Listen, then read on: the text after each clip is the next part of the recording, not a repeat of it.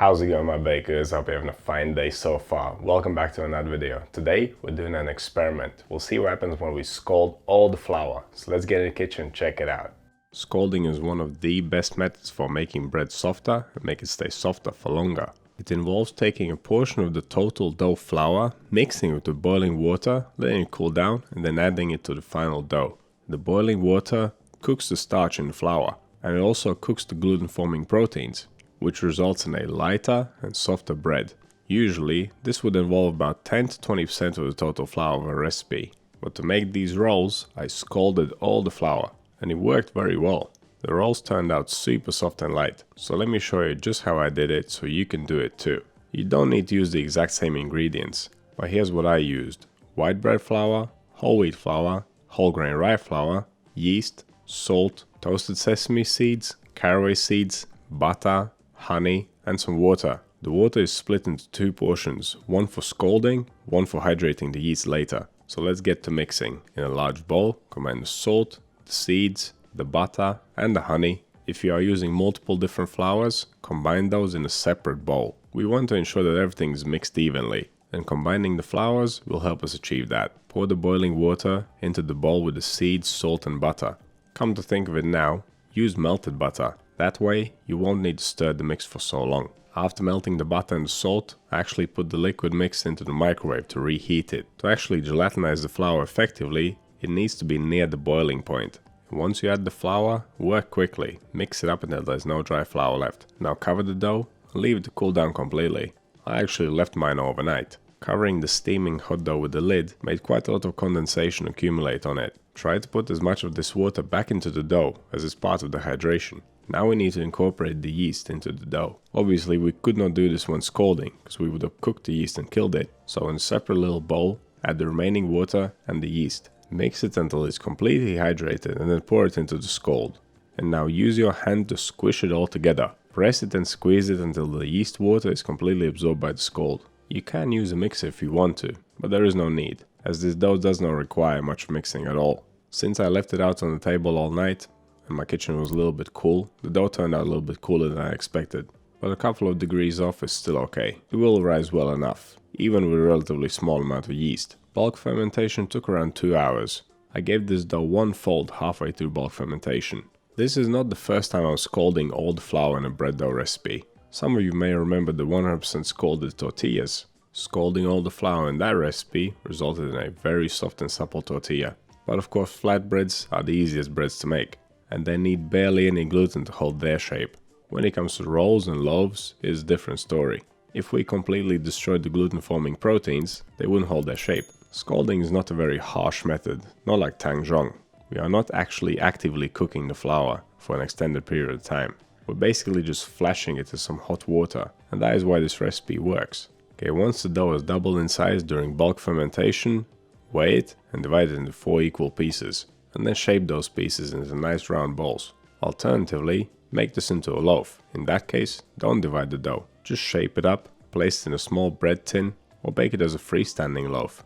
Every time I try something new like this, it makes me want to experiment even more. What other recipes we can make by scalding all the flour? I might need to make some more videos. Okay, final shaping done, I decided to coat the dough balls in some cornmeal. No particular reason, I just had some cornmeal in the cupboard. If you don't want to use egg or any particular glaze, you can just brush the dough balls or your loaf with some water and then press the dough into the topping. This method makes the topping stick really well. If you're making a loaf and doing the final proof in a bread basket, it works even better. And now it's final proofing time. Cover the dough and leave it to rise until it is almost doubled in size. Because the gluten is so loose, the dough rises really well, as there isn't too much resistance. I'm gonna bake my rolls at 170 degrees Celsius, 340 Fahrenheit, fan on. We are all familiar with scoring bread with razor blades or with knives, but scissors are a great tool for this job as well. I encourage you to try it out if you never have. The main thing to remember, do not cut too deep. 1 centimeter or less than half an inch is more than enough. Okay, the rolls are ready, they baked for about 25 minutes. But before we cut them open, let's make another bread. And the funny thing is that I made this bread before I even made the rolls. This was just my first experiment to see if this method would work. I made a relatively high hydration white bread using this method. So in the bowl, I only have salt, boiling water and flour. Of course I reserved some of the water and the yeast to mix in later. The recipe starts off pretty much the same as the previous one. I mixed up the scald until there's no dry flour left. I placed it in a bowl and left it to cool down completely. Then shook off all the water from the lid back into the scald. This is pretty important because there's a lot of water on the lid. Then I hydrated the yeast in a separate bowl and added it to the scald. The main difference in this recipe is that it has a high hydration and it's cold fermented. More often than not, I need to film my videos during work days, so cold fermentation is my go-to method. But the thing about cold fermentation, while it does improve the flavor drastically, it also makes the bread chewier. And combining that with the high hydration, I ended up kind of working against the effects of the scald here. And that is why the recipe for the rolls was at the beginning of the video. That is an actual usable recipe that makes sense. This, on the other hand, is just an experiment to see if this method would work and how well it will work. As we all know, high hydration means that the dough contains more water. That means if we're using boiling water to make this dough, it'll be more effective at cooking the flour, because there is more of it, it's not going to cool down as quick. So not only was this dough sticky and loose because of the high hydration, it was also sticky and loose because we cooked the flour a bit more.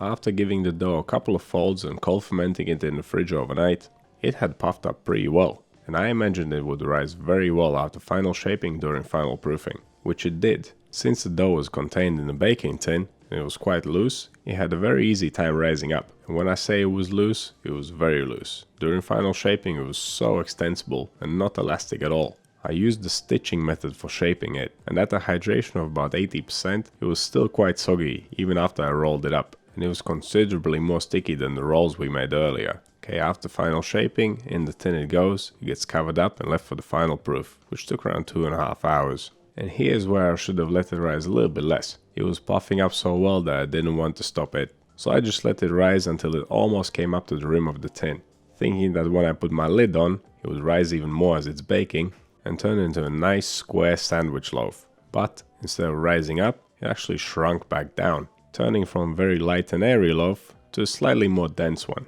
What I'm saying is, I could have baked it a lot sooner. After the initial bake, I removed the loaf from the tin and placed it back into the oven for another 10 minutes of baking just to finish off the crust. So here we have two fully scalded breads, little beautifully light and soft rolls, and a slightly dense white sandwich loaf. Quite often I try out a method, I fail, I learn, I move on, and then make a video about it. This time, I decided to show the failure. I still got a loaf of bread out of it. It was not a total disaster, it's just not what it's supposed to be. Cold fermentation, high hydration, plus scalding is not gonna make very soft and fluffy bread, even if you're not scalding 100% of the flour. Room temperature fermented, lower hydration dough will however turn into a nice soft bread in the end. And now you know how it's done. You can apply it to your favorite recipe. All you need to do is make the scald and reserve a little bit of the water for hydrating the yeast later. There's literally nothing else to it. So what do you think of this method? Have you ever tried something like this before? Let me know down in the comments. You want to see more videos like this one? Click over here. Subscribe to the channel, click right here. That's all I have for you today. Thanks so much for watching. I'll see you in the next one.